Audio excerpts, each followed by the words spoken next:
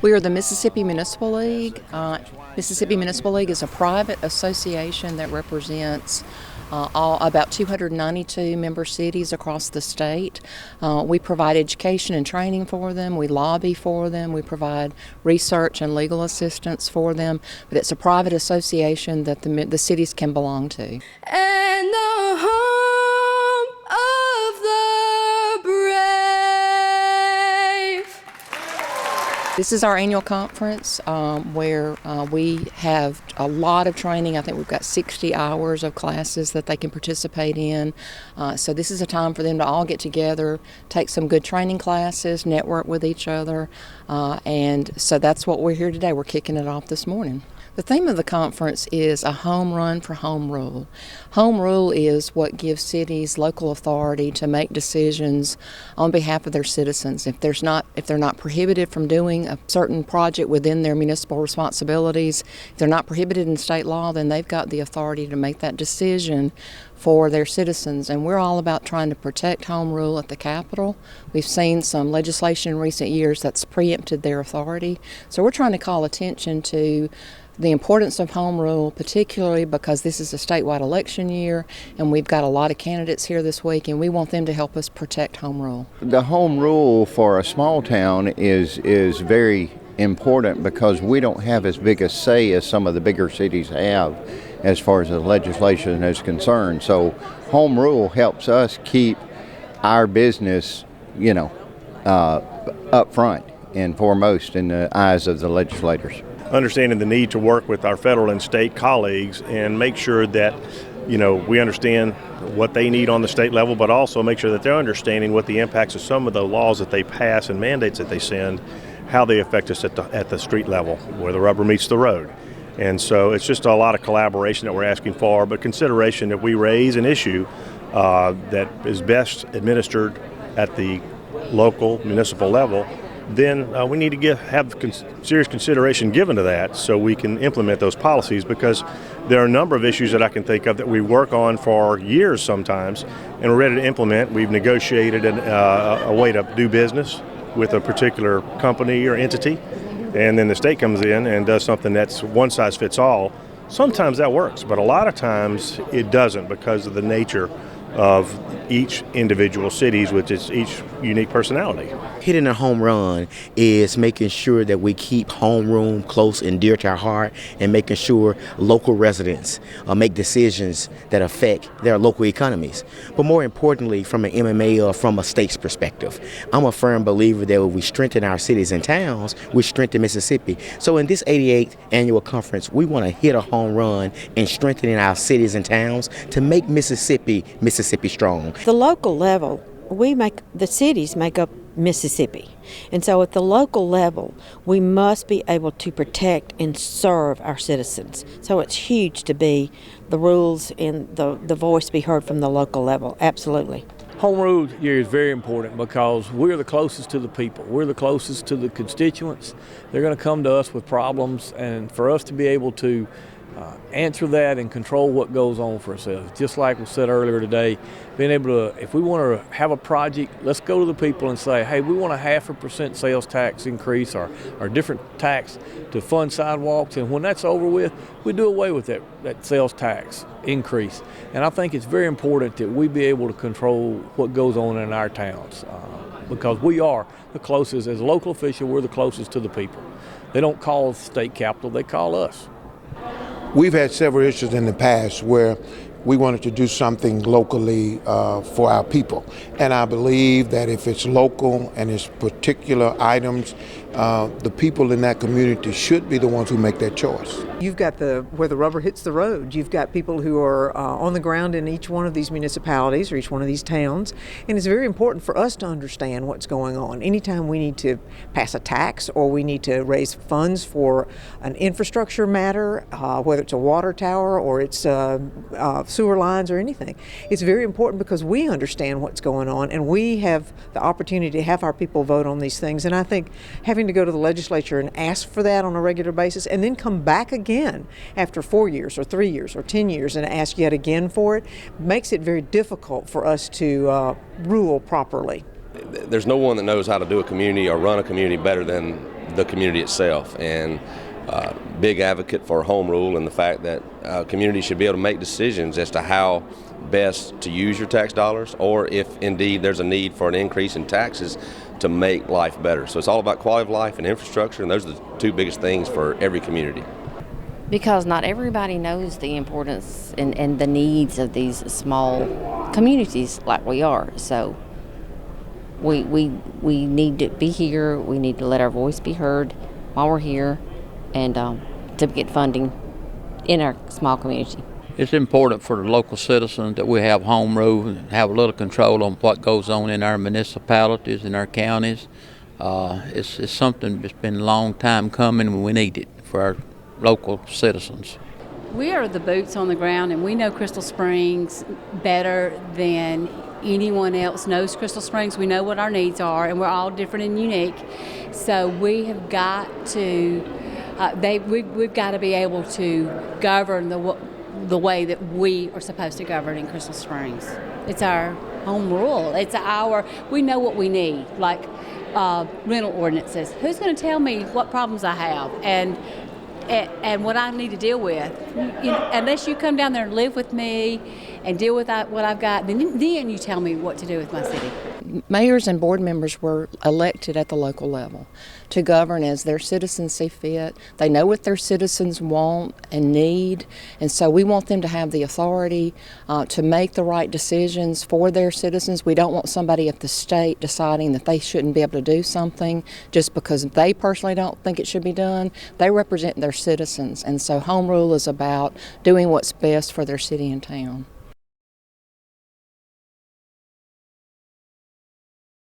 We were very fortunate to get some designated funding in a special session that was held about a year ago in August. So we do have some new revenue now, and we've been asking for that for years. However, it is phased in. It's a percentage of internet sales tax, basically, and so it will help our cities, but we're always looking for additional ways because some of our cities have such expensive infrastructure repairs that are needed for their water, sewer, and streets that we're always going to be looking for additional sources to supplement the new revenue that they have.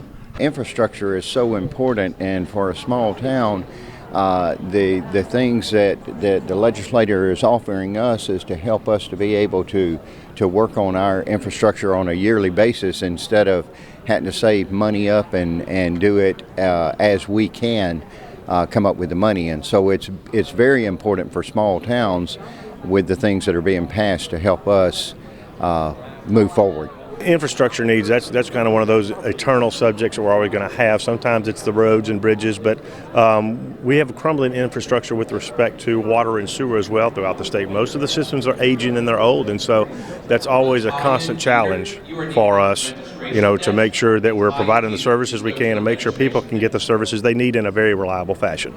I'm a firm believer there's a direct relationship with infrastructure and economic development. When you're trying to get a company to come in your town, you want to see what capacity you have regarding your sanitary sewer, what that particular company will land in your city. And so we have to begin to invest properly in infrastructure. We want to thank the legislature for passing that special in the special session infrastructure. And so in January of 2020, we look to see some of those internet sales trickle down to our communities where we can designate it to infrastructure and begin to fix potholes, begin to build our sanitary sewer systems, and put infrastructure as top of our list. The infrastructure needs in all of our cities and towns are pretty terrific. The infrastructure in Greenwood is, our streets need repaving.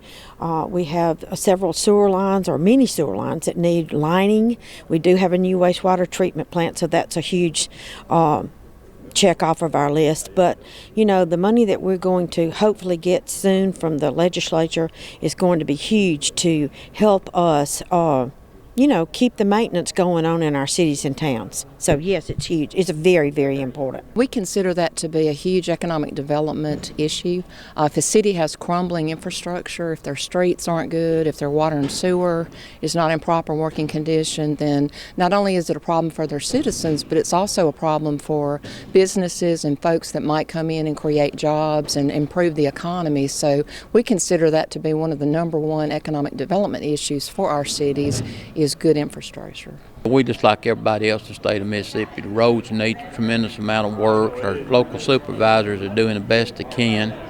In the city of Farmington, our infrastructure is sewer, water, and the streets. And we just like everybody else, we're always looking for money to increase them and improve them. They're very important for industrial development, attracting new businesses. You have good roads, good utilities, you got a plus going in your favor. Our community is in dire need of roads, streets, water and sewer improvements. We work continuously patching potholes, but maintenance and upkeep, it's not the issue. We have potholes that you can connect the dots that have been repaired. We need street reconstruction, and I have a grant project that is ready to go that's over a $7 million project. They say now to construct a street it takes $1 million a mile. And when you go in your smaller towns where everybody has a car now, these little streets from the past are not feasible for two cars to meet one another. So land acquisition and right-of-way and the moving of utilities goes into the cost of reconstructing streets with sidewalks, especially with the new complete street policies that everybody is trying to work with and become a part of, making your cities more pedestrian friendly and the walkability of your downtowns and the health issues and all of the obesity, programmatically the things that we're doing in our communities to promote a healthy lifestyle. So streets and the complete street with the bikes and the walking are so important when we go to look at this comprehensive planning for our towns. As in many other mayors, our streets, we had old streets that some of them haven't been paved probably in about 15, 20 years. Some are unraveling, falling apart. And the finances to do a complete job is just not there locally. And definitely it matters to the citizens. As your city grows and improves, streets, sewer, water, all those things are very important for economic development and economic growth. We have paved our roads. We had to go ahead and do that, and we had to be creative in how we did that. And just as soon as we got them paved, we're going to have to start back over taking care of them and putting them, fixing them where we have water leaks that are in the middle of the road and things like that. And we still have clay pipes that have got to be replaced. We've still got galvanized pipes that people have rusty water. So cities never stop needing to fix their infrastructure. That never ends.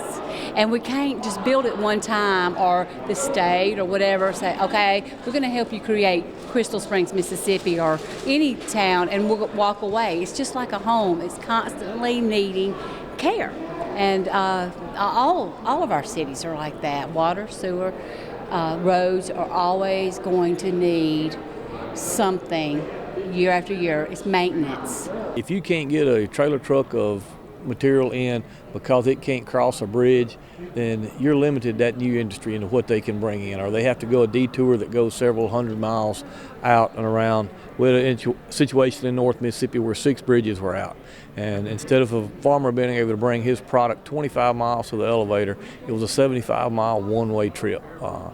Water and sewer is a great need for infrastructure. If you don't have the ability to provide clean water, adequate water, and a proper supply of water to some of these industries. We've got an industry in Tunica that is a chemical manufacturing company, and they have to have water to make their product. Water is a carrier for it, and we have to be able to provide it to them. In the same way with the wastewater side of it, that's a big deal that you've got to be able to safely get rid of that wastewater, convert it back, and put clean water back out in the property. My town is a small town, it's an old town, like most of these towns, infrastructure is crumbling. So we're really working on that real hard, you know.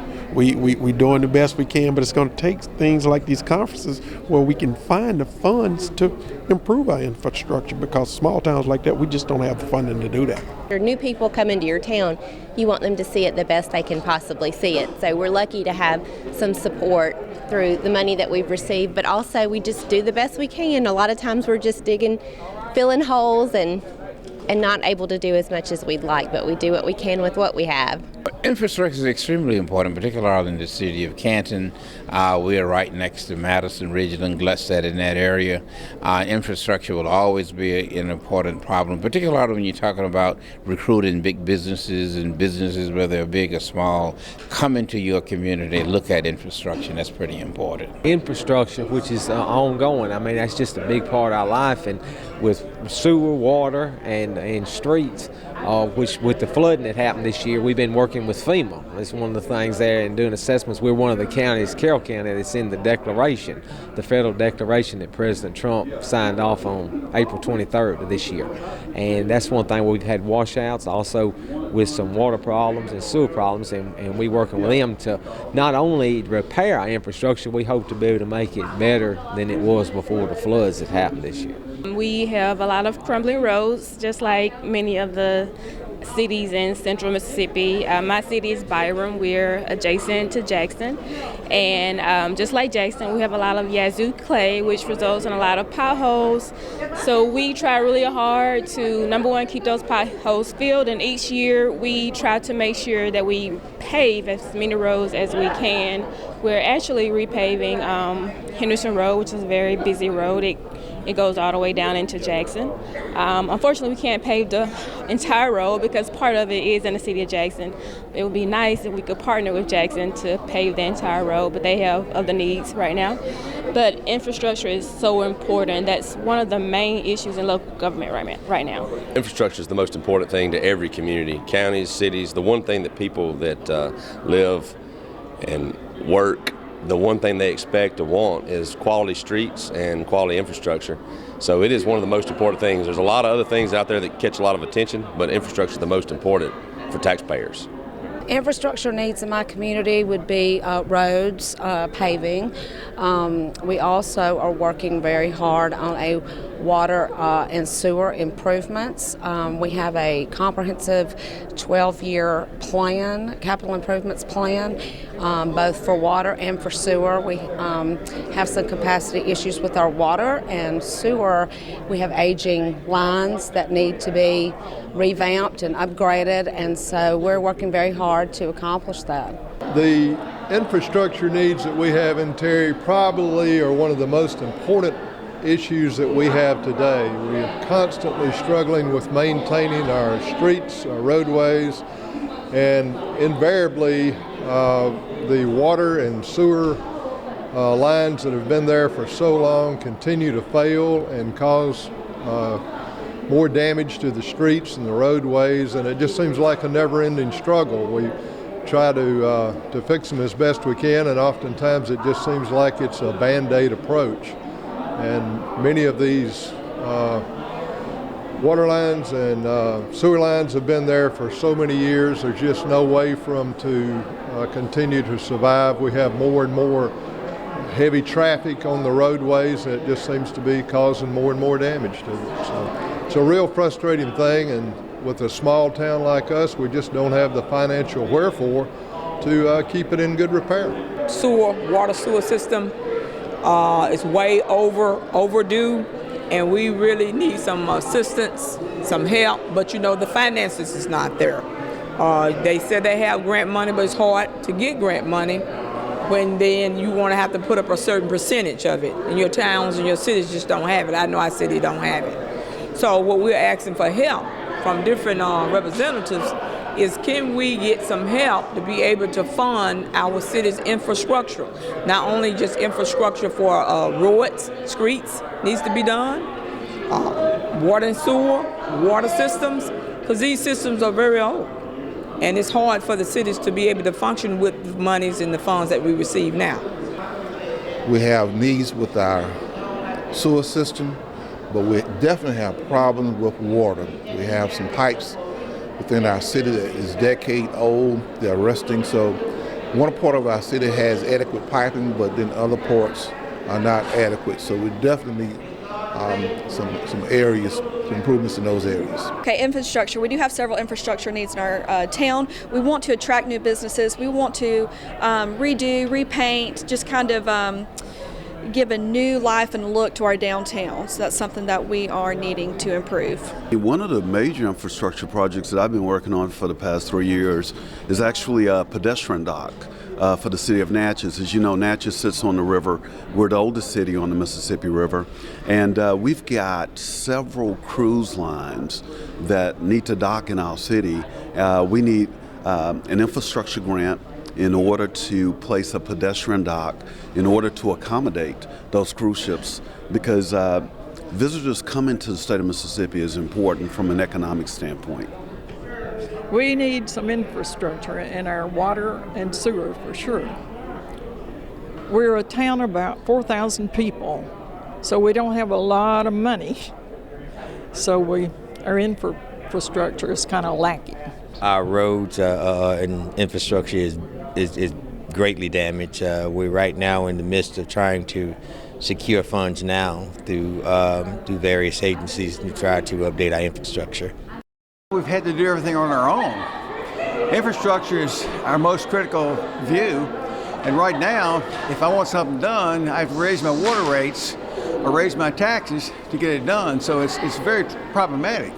But we spent $900,000 this past year just to avoid flooding of our junior high, and those problems are horrible. We need now $1 million to prevent flooding in the downtown area. We're not in the flood zone, but I can't get the water out of the town, and I need the help. So we have filed and filed and filed. So infrastructure is critical, and at some point, it's going to catch up to the state, and it's going to hit us pretty hard. Well, one thing about it, we got aging pipes and things under the ground for our sewage and also for our water. And we got them old transact pipes and things. We need to redo them now, and it's causing a lot of problems. Most of the time they'll burst in 2 or 3 places.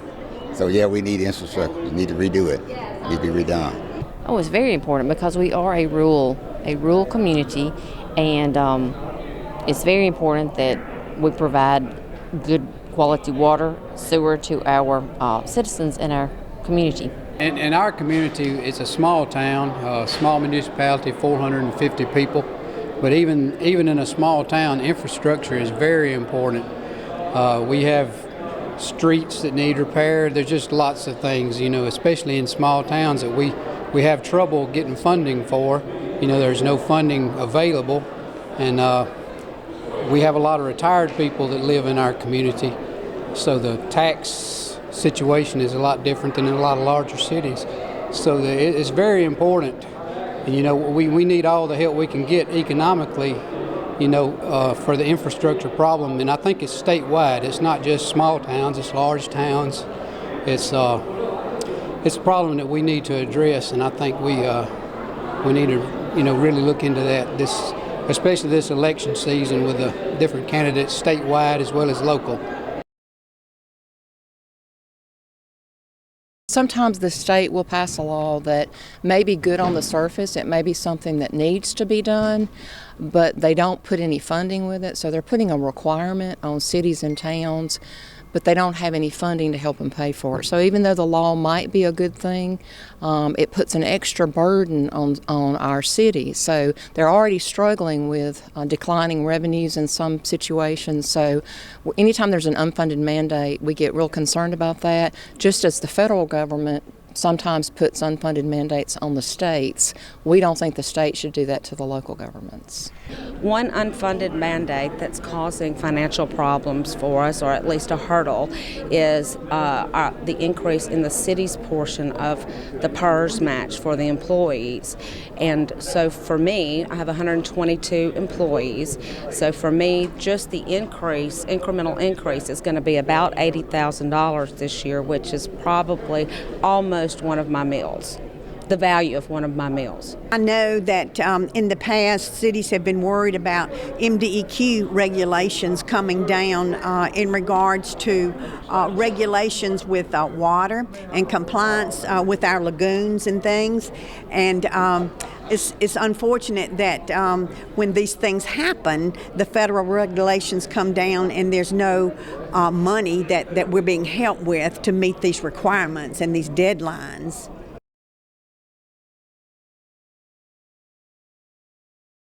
We've got a lot of the candidates who are going to be here this week speaking to us about their plan to help cities and towns. So our members are very excited to hear what these candidates for statewide office have to say about the issues that we care about. One of the big issues with local government is the local option sales tax that would allow them to fund local projects. Your feeling about that? I support that. My father represented a city or county or school board for 45 years. And I know the problems that they have in putting budgets together. And certainly it shouldn't be the state stepping on their neck to keep them from being able to accomplish things that the people in the city vote on and decide to do. If 60% of the folks agree on something, it's a pretty good idea, most likely. And so I support that. Your feeling regarding the local option sales tax? We had a great conversation today with the Mississippi Municipal League. Was able to meet with mayors throughout the state and have done so for many, many years. The local option sales tax is something that the Municipal League has attempted to get passed for many years in the legislature, and I think that we'll certainly look at it as we go forward. I am committed to keeping Mississippi a low-tax state. I think that's critically important to growing jobs in Mississippi, and I don't think that we need to add any undue burdens on to our citizens, mainly because if we're going to see long-term economic growth and prosperity, we must have a tax code that is fair, one that is flat, one that encourages economic development, not one that discourages it. Local government is the government closest to the people, and just know that they are working hard. They're working with limited resources, but they're trying to preserve and improve their hometown and be involved in the process. Citizens do have an opportunity to attend meetings and know what's going on, and we encourage that. How can people get more information? They can go to our website, mmlonline.com. They can like us on Facebook or Twitter and get more information about what we're doing throughout the year.